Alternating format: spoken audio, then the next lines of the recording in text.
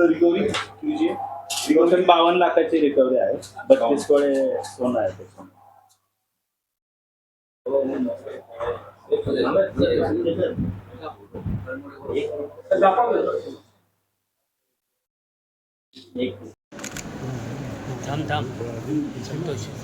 मी थांबलो ते तुम्हाला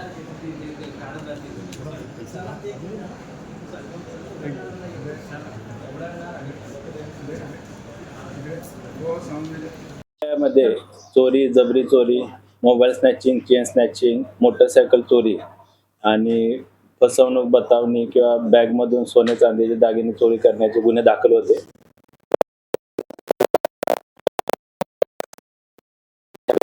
पोलीस उपनिरीक्षक शिरसाट आणि त्यांची टीम करत होती, ज्यामध्ये त्यांनी एकूण 24 गुन्हे उघडकीस आणलेले आहेत, ज्यामध्ये एकूण 52 लाखाचा मुद्देमाल हस्तगत करण्यात आला आहे, ज्यामध्ये 32 तोळे सोन्याचे दागिने आहेत, 5 मोटरसायकल आहेत, 1 फायर आर्म अग्निशस्त्र, 1 राऊंड आणि चाकू असा मुद्देमाल जप्त करण्यात आलेला आहे.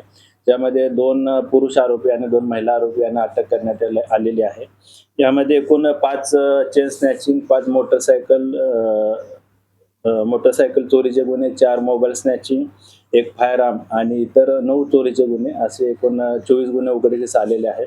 ज्यामध्ये सईद खान आणि स्वप्नील माधवानी या 2 आरोपींना जबरी चोरी, मोबाईल स्नॅचिंग, चेन स्नॅचिंग मध्ये अटक करण्यात आलेली होती.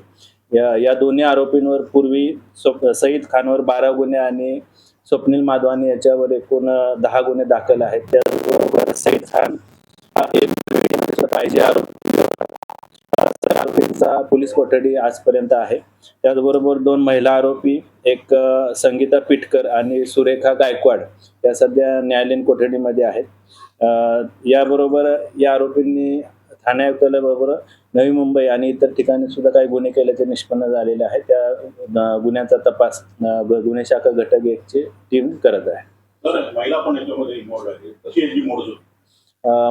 महिला 2 आरोपी आहेत. या बस स्टँड परिसर असेल किंवा इतर मार्केटच्या परिसरामध्ये बॅगमधील सोन्या चांदीचे दागिने असतील, मोबाईल असेल किंवा इतर मौल्यवान वस्तूंची चोरी करायची.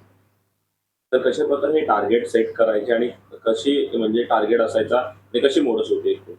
हे जे सईद खान आणि स्वप्नील माधवानी आहेत, हे जबरी चोरी करत होते, चेन स्नॅचिंग आणि मोबाईल स्नॅचिंग. त्याचबरोबर संगीता पिटकर आणि सुरेखा गायकवाड या गर्दीच्या ठिकाणी गर्दीचा फायदा घेऊन त्यामध्ये चोरी करतात.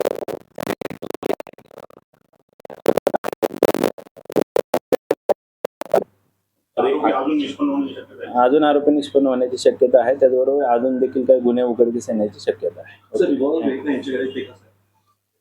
या आरोपीनं पुरी चोरी, जबरी चोरी, त्याचबरोबर मारामारी, खून, खुनाचा प्रयत्न असे 12 आणि 10 गुन्हे स्वप्नील आणि सईद खानवर दाखल आहेत. त्यामध्ये त्यांनी यापूर्वी चाकू, त्याचबरोबर इतर शस्त्रांचा देखील वापर केलेला आहे. त्यांच्याकडून हा अग्निशस्त्र, फायर आर्म जप्त करण्यात आले.